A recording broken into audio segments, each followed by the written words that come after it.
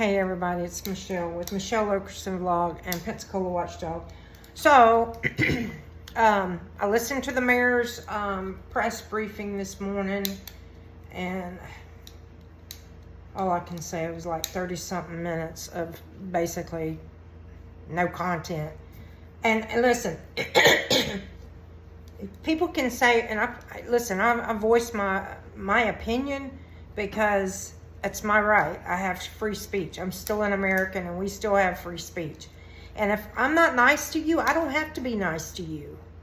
I can be rude if I want to, just like, you know, how these hoity-toity people treat us, the peasants who DoorDash. I had one company, let me give you an example. I went to go pick up an order. It was 2 orders, Nippon sushi.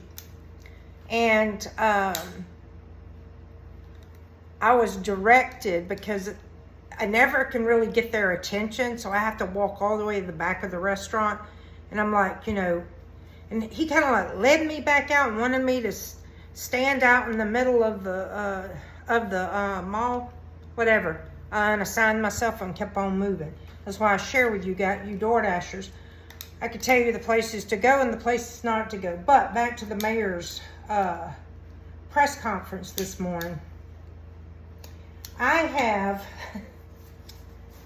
so I told you guys about open the books, right? It's not, it's pretty user friendly, but I just wanted you guys to know this.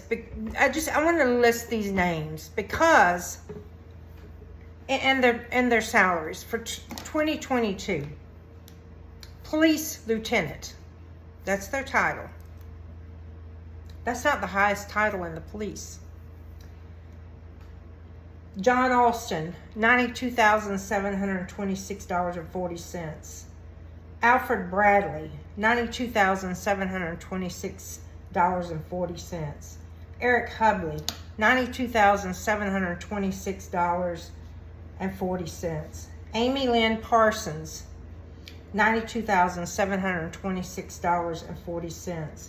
Sean Thompson, $92,726.40.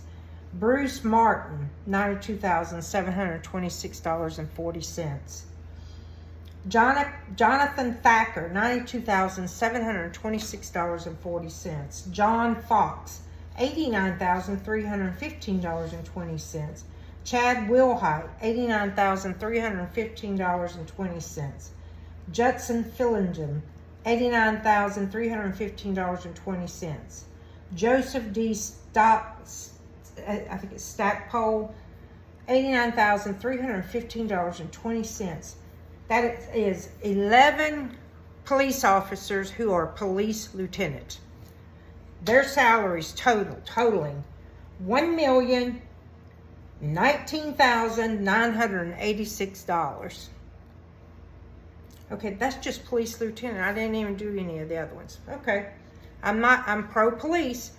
I believe in having and I believe that police officers should receive good compensation because they put their lives on the line every day for us. But I don't think that we require 11 police lieutenants in a 40 square mile within the city of Pensacola. It's 40 square miles. It's no more than that. And you have 11 police lieutenants. Okay. So then I went back and I began to write down people who received salaries that did not have even a title that the city of Pensacola paid them for.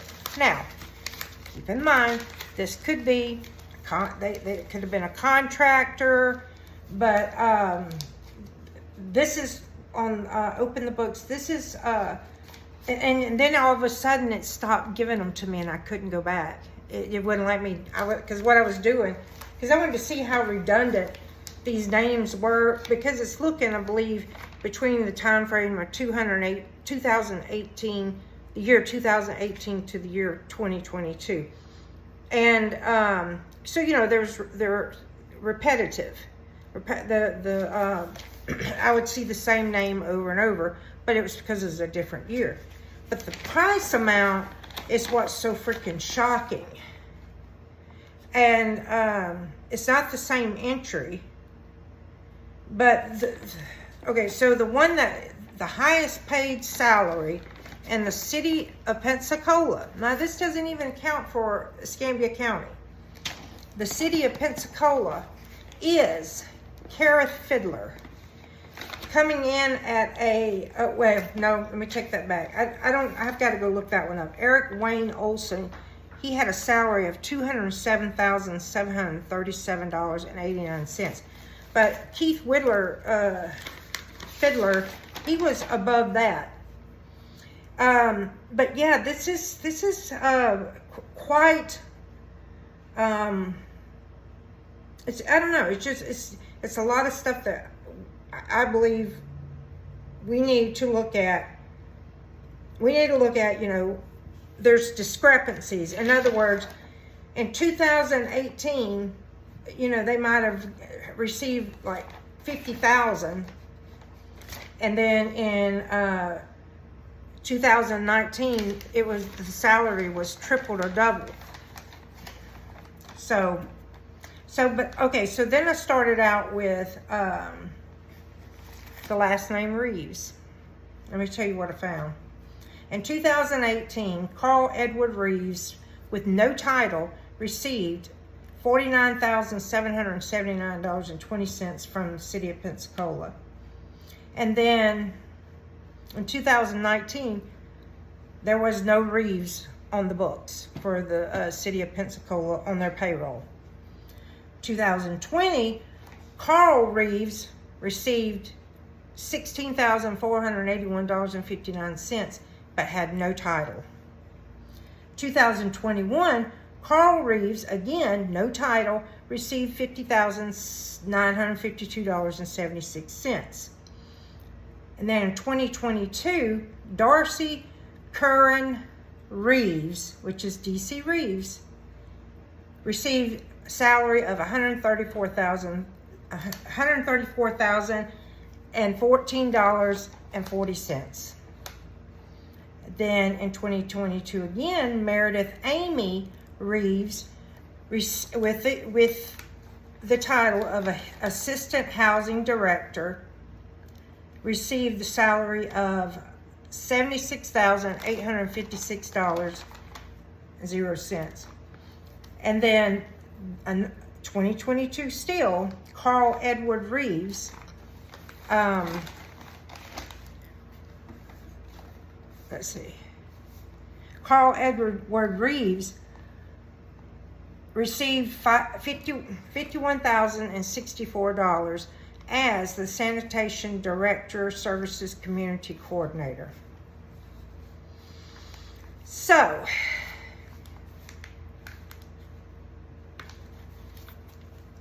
then you can go there. There's another part to it. So this is just what I've been kind of messing with today. And you know, I'm going to go and kind of like run down and do 2020. It's like 8 pages, but I was working on it. Anywho, yeah, it's just, I don't know, guys, it's, for instance, we got this woman, I think she's like the city clerk. In 2020, her name's Amy Lavoie. She got a salary of $134,904. And then in 2022, she got a salary of $144,705.60. But then in 2018, she's not on the payroll. Then in 2019, she received $53,900. So her salary from 2019 to 2020, 2019, $53,900, and then 2020, $134,904. Her salary doubled and then some. Not tripled, but doubled. And then, you know, in 2022, she goes even higher to $144,705.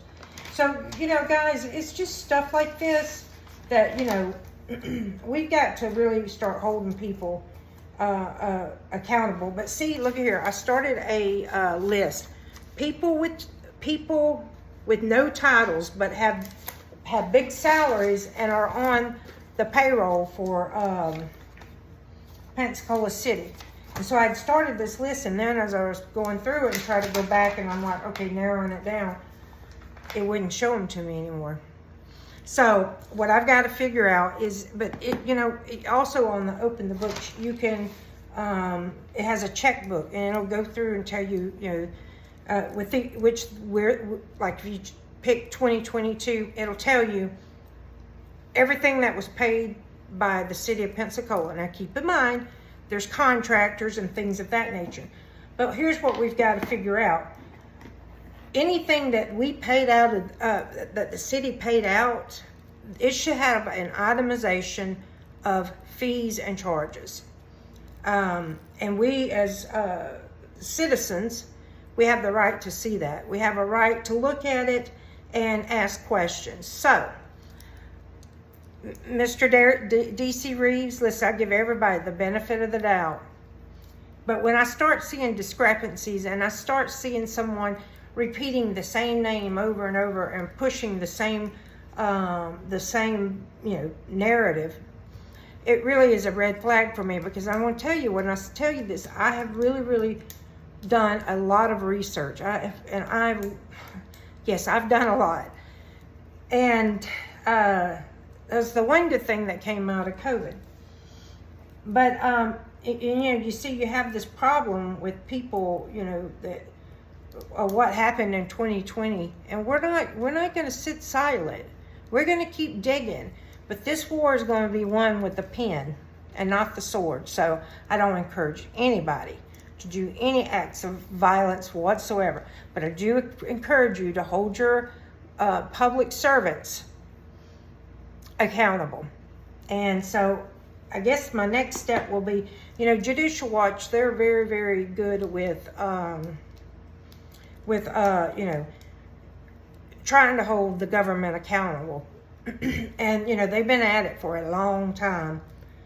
But, they purged like 1 million out in California. In one district, they purged over 1 million voters that should not have been on the voting roll.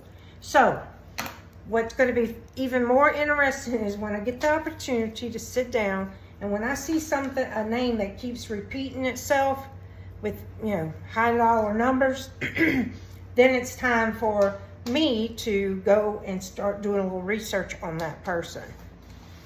It's not easy, it's time consuming, but, and then my next step is, I want an itemization of all expenses that was incurred by and paid by the citizens, because I deliver in all these areas and stuff. But anyway, it's just, and I say this, it's just, no wonder they do not like Trump. They don't like him because, one, he made a proclamation that this country is built upon the beliefs of God. And if you don't like it, by all means, leave. That's how I feel. If you don't like it here, leave. Secondly, he promised to eradicate child trafficking, and he gave the money to do so. 3, he has promised to obliterate the deep state. And the deep state has got tentacles that are far outreach. They've been at this for quite a while, and we've been asleep at the wheel. A lot of it's not our fault, because we've been overtaxed and overgoverned. But I hope to see, us in the future, to be able to have a community where all people matter. It doesn't matter about your socioeconomic class, but everybody matters. The homeless, the fatherless, the sick, the widow.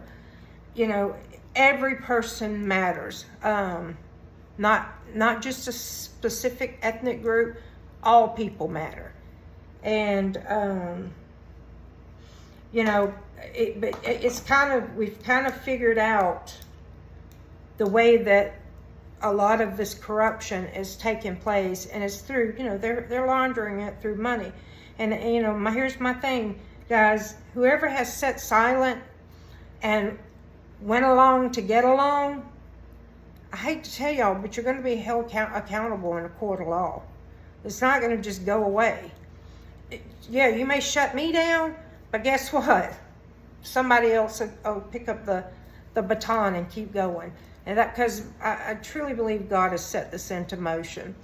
Anyway, guys, hope y'all are having a great Tuesday. Let me get back. I got to head out and do a little door dashing here in just a little bit. All right, guys, I love y'all. Have a great day.